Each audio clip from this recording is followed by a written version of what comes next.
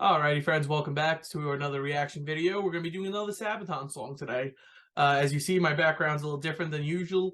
That's because this is actually kind of a, just like my Irish series. As you know, I'm Irish-American, but also my great-grandfather was Belgian. He was actually born in Belgium.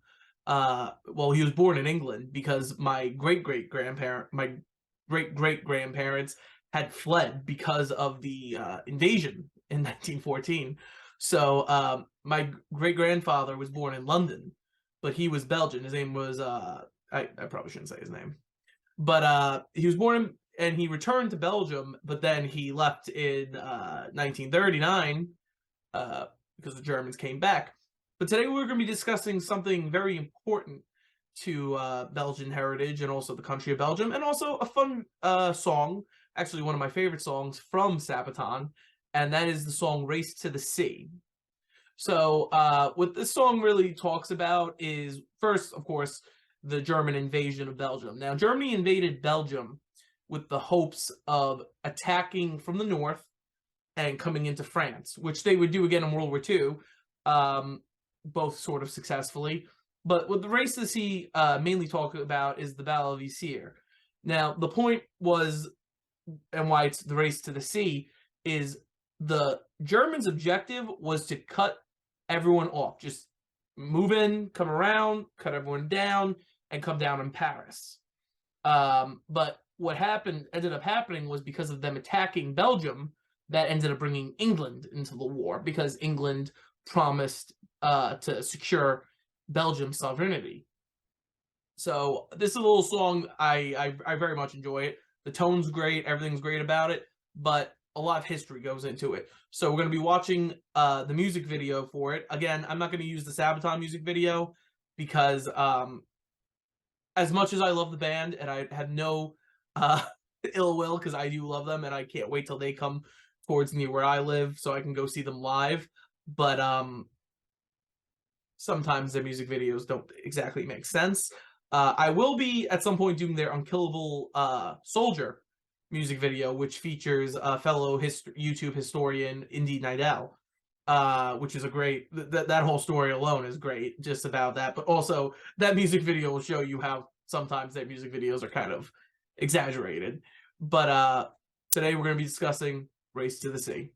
So this video is, I'll put the link as well. I'll also, as always, put the link to the Sabaton music video.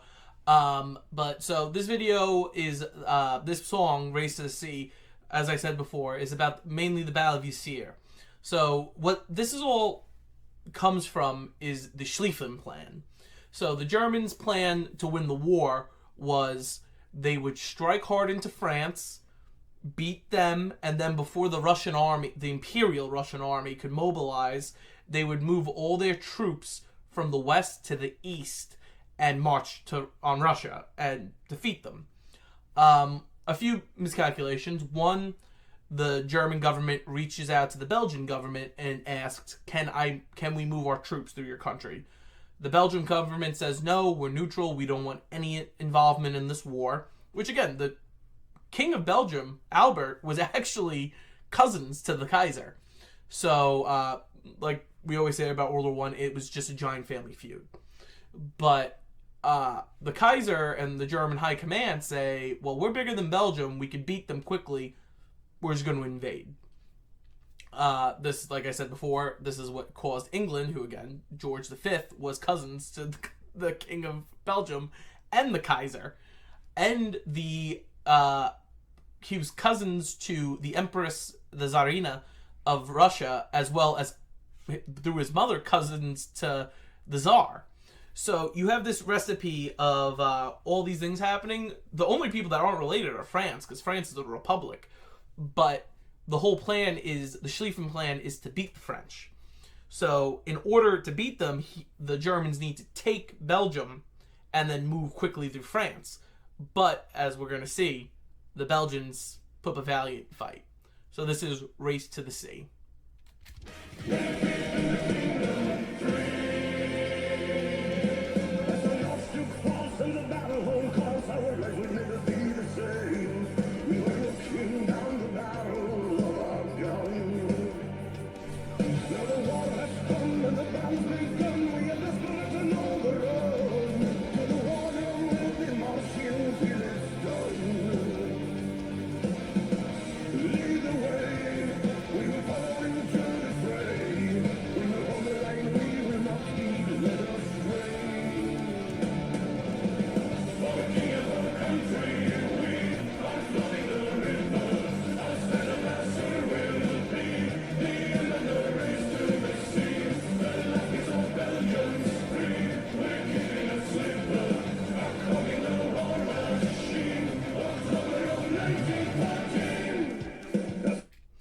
So already we got a lot there. So with an Archduke falls, World War I actually did not immediately begin following the death of Archduke Franz Ferdinand. Well, the assassination. What actually, the Emperor of Russia, Franz Joseph, actually really kind of didn't care. He didn't actually like Franz Ferdinand. So he kind of was like, eh. It was more the Austrian imperial court was like, this is an insult to us as an empire. But it's something what's known as the July Crisis. That's also where this term, the infamous blank check from Germany, was given. What the blank check was pretty much Germany told Austria, do whatever you want, we'll have you back.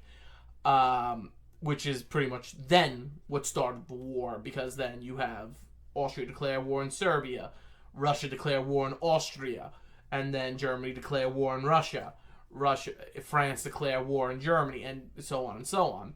But like I said, it wasn't until the attack of Belgium did England join the war. But so I like this video, but I don't, because if you notice, the Belgians are the ones wearing the tan uniforms, and the French are wearing the light blue. At the beginning of the war, the actual footage, the black and white footage we're seeing, the uniforms with the kepis, those are actually the Belgian Army. They wore these very... they actually wore dark blue, but as the war progressed, they moved over to the tan. But they say, for king and for country. King Albert actually stayed. His army, of course, was not going to be able to defeat or stop an invasion from the Imperial German Army. This is the same army that had crushed the Austrians, the Danish, and the French only 50 years before, two of which were two of the largest empires in Europe. So this was one of the best armies in the world. So pretty much Albert knew, Albert II, I believe. No, I think he's Albert I. Yeah, he's Albert I, because I think the current king is Albert II. But Albert I, who was the nephew to Leopold II, he stayed. When the war in Ukraine started, there was this famous thing about the United States offering to get Zelensky, the president, out.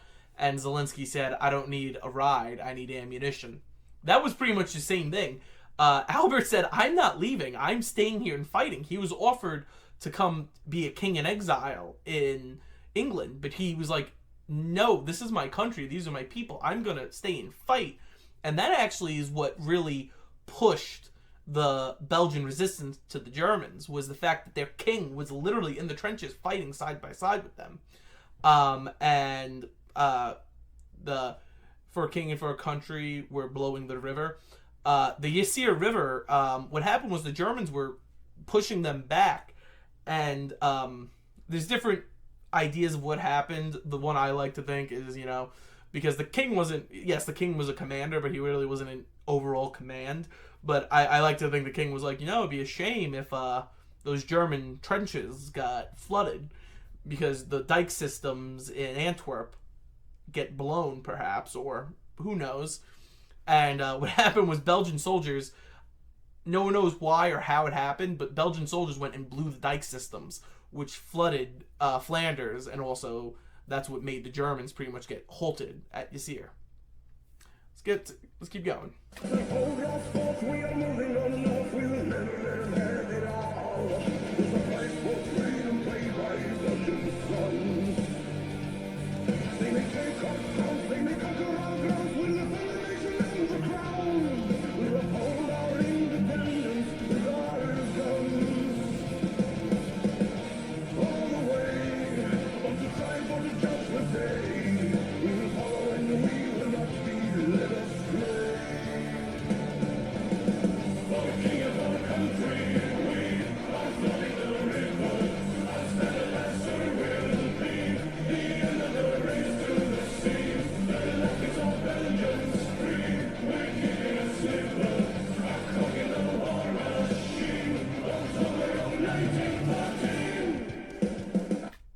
So again, I love that.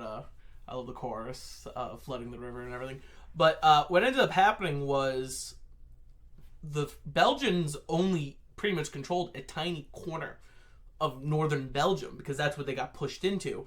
There were small pockets here and there, but the Belgian army really got condensed into this little corner, but it was obnoxious enough that the German army had to deal with it.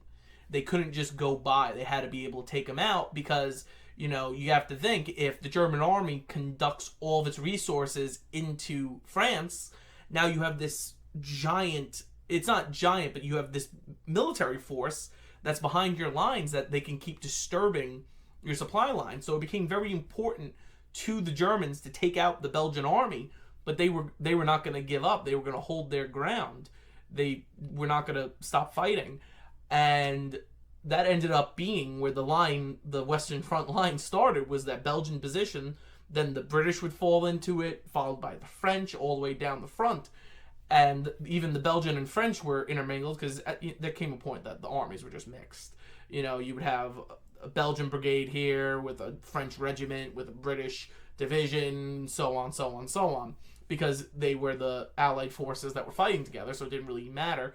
They were all taking orders from the same people. Through the war, King Albert actually soon became a high-ranking general and did command his entire front. And when they retaliated in 1916 and 1918, he was actually in command of the assaults and began the push of liberating Belgium.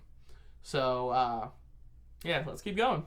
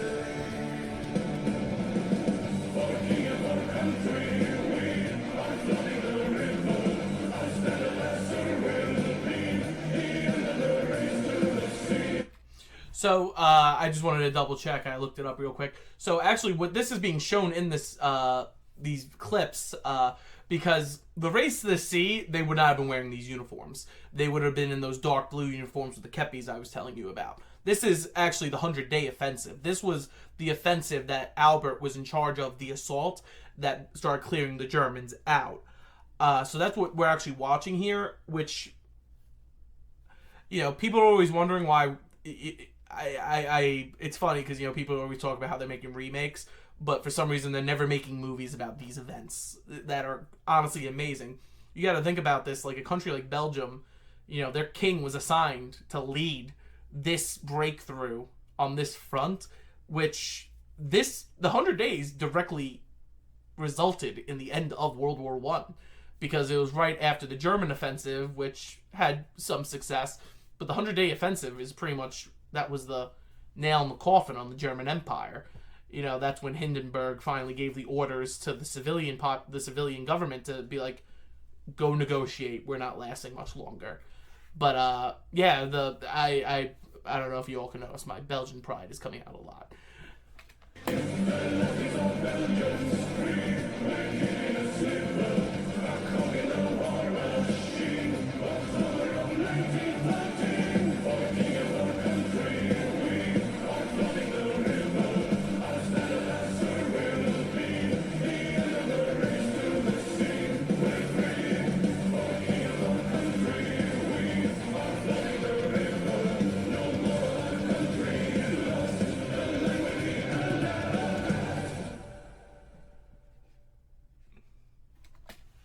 So, like I said, the Race to the Sea ended in 1914. It ended in October because the Schlieffen Plan was halted. That's really what the Race to the Sea did. It stopped Falkenhayn's attempt to beat the French. Pretty much the way World War I was going to be fought was they had to either win in the first months or the war would be dragged out. And the fact that the Belgians were able to stall them long enough for the French to move their troops in and also to allow the British Expeditionary Force to arrive just speaks volumes to the determination of the French as a people. And I mean the Belgians, sorry. Well, the French as well, because, you know, the French, I said in my video about the Warsaw Uprising, you know, the French and the Polish, I think, get a very hard rap considering what they were able to achieve.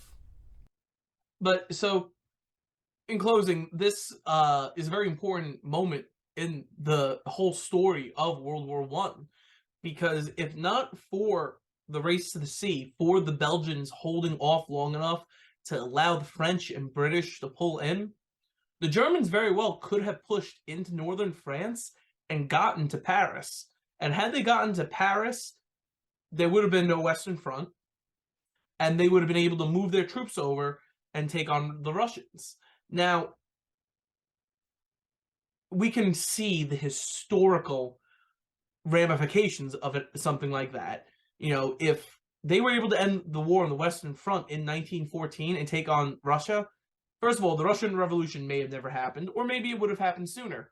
But also, the German Empire would have never collapsed. The United States would have never entered World War I. There would have been no Versailles Treaty. There would have been no rise of the Third Reich. There would have been no World War II. There would have been no Cold War.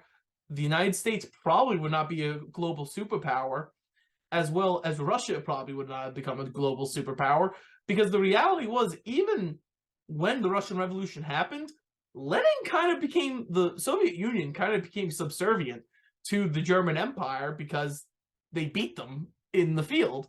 So the ramifications of the race to the sea are great. It pretty much was the first step in Allied victory.